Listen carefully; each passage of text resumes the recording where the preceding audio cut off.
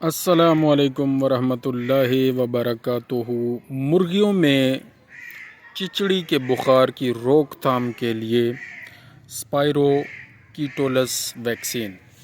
ٹک fever یا چچڑی سے آنے والا بخار بہت ہی خطرناک ہے۔ اس کی علامات میں جانور کو تیز بخار ہوتا ہے، غنودگی ہو جاتی ہے، پتلی بیٹ پرندہ کرتا ہے، کمزوری ہو جائے گی، ٹانگوں کا فالج ہو جائے گا اور اس میں اکڑ جائے گا، تشنج کی کیفیت ہو جائے گی پرندے کی، مرغی کی، اور کلغی کی جو رنگت ہے وہ زرد یا سبزی مائل ہو جاتی ہے، اور آخر کار اگر علاج نہ کیا جائے تو موت واقع ہو جاتی ہے۔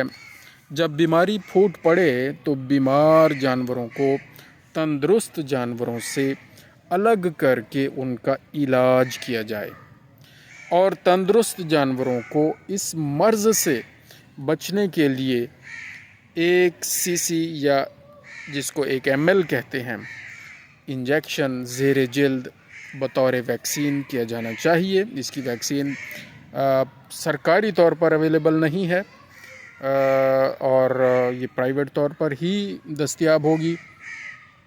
10 سے 15 دن بعد ان جانوروں میں قوت مدافعت پیدا ہو جائے گی، یعنی ان مرغیوں میں قوت مدافعت پیدا ہو جائے گی اور وہ مرض سے محفوظ رہیں گے انشاءاللہ العزیز۔